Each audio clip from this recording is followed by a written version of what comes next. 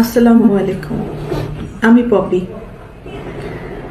দীর্ঘ 28 বছর চলচ্চিত্রে কাজ করেছি, অনেক সুনামের সাথে, সম্মানের সাথে। কোটি কোটি দর্শকদের ভালোবাসা পেয়েছি, ইন্ডাস্ট্রির মানুষের ভালোবাসা পেয়েছি। কিন্তু এই মুহূর্তে আমি ক্যামেরার সামনে কথা বলছি একজন ব্যর্থ মানুষ হিসাবে। ব্যর্থ মানুষ বলছি এই কারণে, সবার মন জয় করতে পারলেও দীর্ঘ 28 বছর আমি যাদের জন্য কাজ করেছি, যাদেরকে এই হাতে লালন পালন করেছি, তাদের কাছে আমি অযোগ্য একজন মানুষ। তাদের মন মতো চলতে পারিনি, তাদের মনের মতো করে নিয়ন্ত্রিত হতে পারিনি। হয়েছি, একসময় হয়েছি, কিন্তু এখন হতে পারি না। তার করে বলেছি আমি একজন ব্যর্থ মানুষ। একটা মানুষ তো সবসময় সবার কাছে ভালো হতে পারে না, সব সময়ের জন্য ভালো হতে পারে না। আমি যখন ইনকাম করেছি, দু হাতে দিতে পেরেছি, লুটাতে পেরেছি, তখন আমি আমার পরিবারের কাছে অনেক প্রিয় একজন মানুষ ছিলাম। এখন দিতে পারি না, হয়তো তাদের প্রয়োজন অনুযায়ী, যার কারণে আমি এখন তাদের কাছে গলার কাটা, শত্রু এবং অপছন্দের একজন মানুষ। দীর্ঘ 2 দিন যাবৎ আমি আসলে দেখলাম যে আমার পরিবার কতটা নিচে নামতে পারে, কতটা হীন পরিচয় দিতে পারে, কত হিংস্র ব্যবহার করতে পারে, কত নোংরা শব্দ ইউজ করতে পারে। সাথে আমার মিডিয়া, তারাও আমার একসময় চলার পথের সঙ্গী হিসাবে কাজ করেছে। মিডিয়ার কাছ থেকে সবসময় আমি সহযোগিতা পেয়েছি, ভালোবাসা পেয়েছি, সাপোর্ট পেয়েছি। কিন্তু আমার পরিবারের কয়েকটা মানুষের মিথ্যা কিছু কথাবার্তা, মিথ্যা অভিনয়, মিথ্যা নাটক, মিথ্যা অভিযোগ বলার সাথে সাথে যে মানুষগুলো আমাকে সব থেকে বেশি চেনার কথা, জানার কথা, সাপোর্ট করার কথা, সেই মানুষগুলো ওই মানুষগুলো, আমার পরিবারের মানুষগুলোর কথা অনুযায়ী আমাকে ভুলভাবে আমার দর্শকদের কাছে বলেন, বাংলাদেশের মানুষের কাছে খুব বাজেভাবে উপস্থাপন করেছে। তো এর থেকে দুঃখজনক আর কিছুই হতে পারে না। যাদের জন্য কাজ করেছে আজকে তারা কেউই আমার না। এই জন্য হয়তো আল্লাহ বলে, যার যার জীবন হিজ হিজ হুজ হুজ, কিয়ামতের মাঠে কেউ কাউকে চিনবে না। তো একটা মেন পয়েন্টে আসি। আজকে যে অভিযোগগুলো আমার মা আর বোন করছে, খুব স্ট্রংলি আমি প্রতিবাদ করলাম। এর পুরোটাই মিথ্যে, বানোয়াট, এবং তাদের স্বার্থ উদ্ধার হয়নি বলে আজকে সত্য একটা জিনিসকে অসত্য বলে প্রমাণিত করার চেষ্টা করছে। আমি একজন শিল্পী মানুষ, আমি কি ভূমিদস্যু? আজকে যাদেরকে আমি এই 2 হাতে ছোটবেলার থেকে লালন পালন করেছি, যাদেরকে আমি মানুষ করেছি, আমার জীবনের অনেকগুলো সময়, সুন্দর একটা সময়, প্রতিটা মানুষের একটা সুন্দর সময় থাকে নিজের জীবন উপভোগ করার সময়। সেই সময়টা আমি তাদের জন্য ব্যয় করেছি, তাদের পিছনে ব্যয় করেছি, তাদেরকে মানুষ করার জন্য। কারণ আমার বাবা মায়ের সন্তান আমার সন্তান না, কিন্তু তারা তো আমার দায়িত্ব না।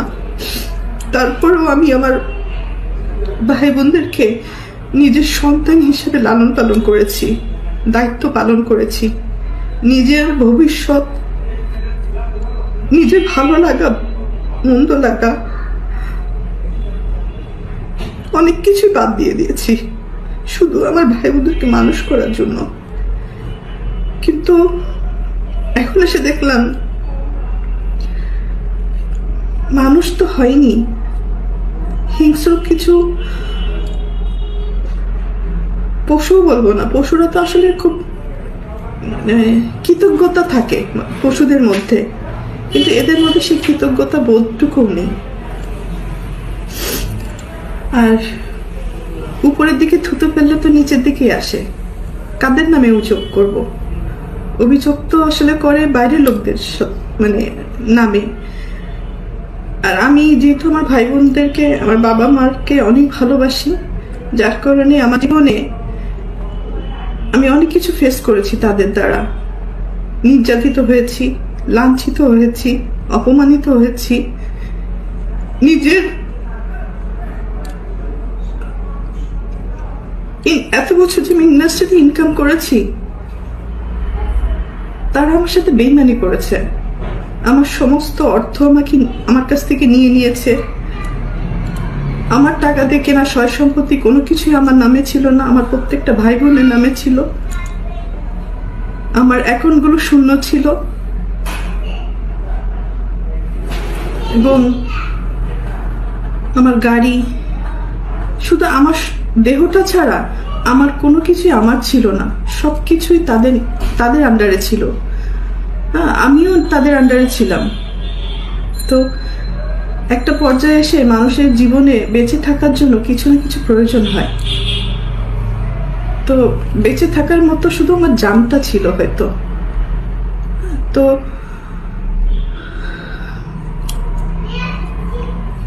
একটা পর্যায়ে এসে যখন আমি জানতে পারলাম আমার পরিবারই আমার সাথে বেইমানি করেছে, আমাকে ঠকিয়েছে, আমার সবকিছু কেড়ে নিয়েছে, এগুলো জানার পরে আমি চুপ ছিলাম।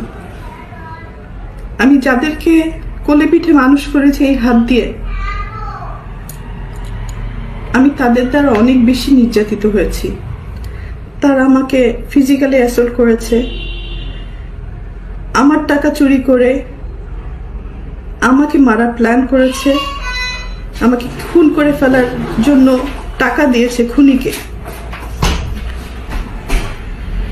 আমার আপন ভাই এটার সাথে জড়িত, আপন বোন জড়িত, আর একটা সামিন নামে একটা ছেলেকে পালক নিয়েছিলেন। তারপরও আমি অ্যাকসেপ্ট করেছিলাম যে ঠিক আছে, একটা মানুষ তো, একটা বাচ্চাকে লালন পালনের দায়িত্ব নিয়েছিলাম। তো পরবর্তীতে দেখলাম এটা যখন হাতে পায়ে বড় হয়ে গেছে, তখন ওই হাত দিয়েই আবার আমাকে আঘাত করেছে।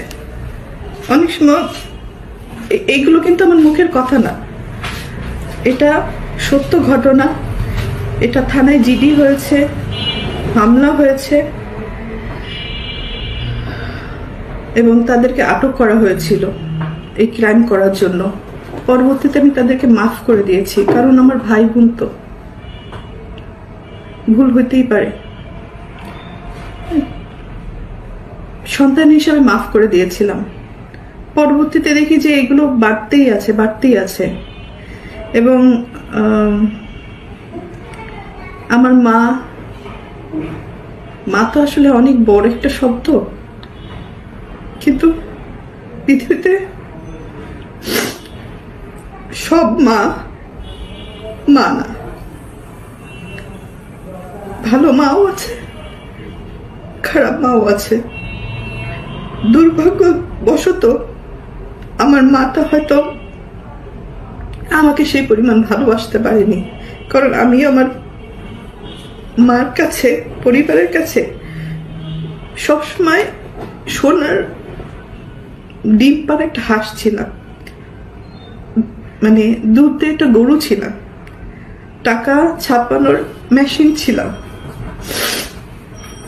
সন্তান হিসেবে কখনো ওই ভালোবাসাটা, ওই কেয়ারিংটা পাইনি। তারপরও কোনো অভিযোগ নেই, আগেও ছিল না, এখনো নেই। আর আমি আমার মনকে বুঝ দিয়ে নিয়েছি, মা বড় মাছের মাথাটা তার পাতে দেয়।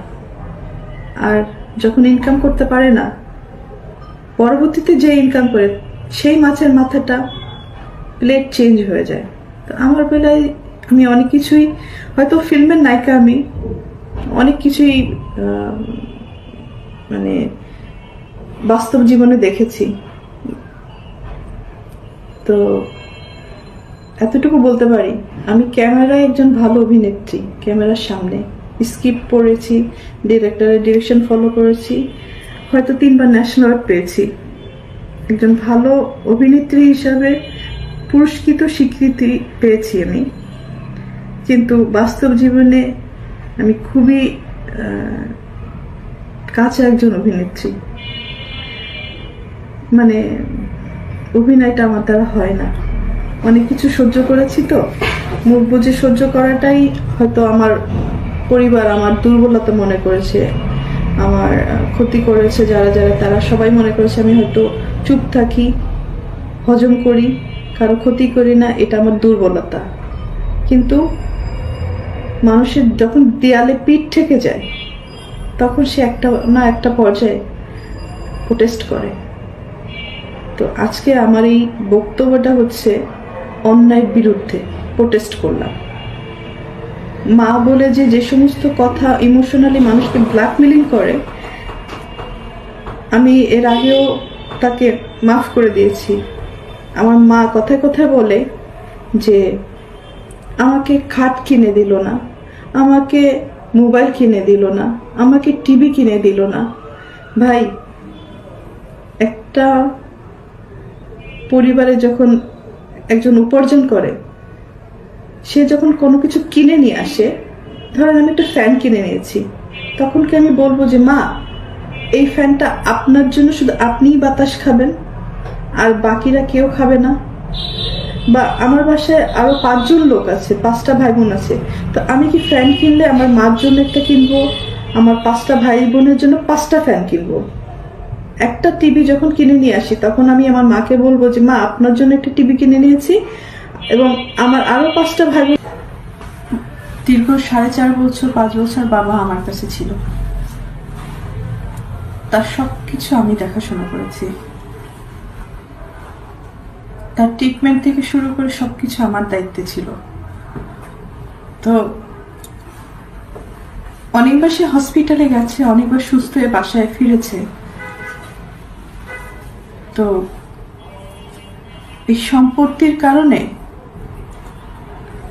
অনেক বড় বড় ঘটনা আমার সাথে হয়েছে, শেষের দিকে আব্বুর সাথে হয়েছে।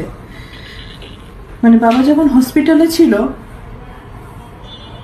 মানে তার ট্রিটমেন্টের সমস্ত টাকা পয়সা আমার টাকা। আমার এফডিআর ভেঙে আমি 1 কোটি টাকা কম হবে না, বেশি হবে, মানে যদি এটা বলতে হয়।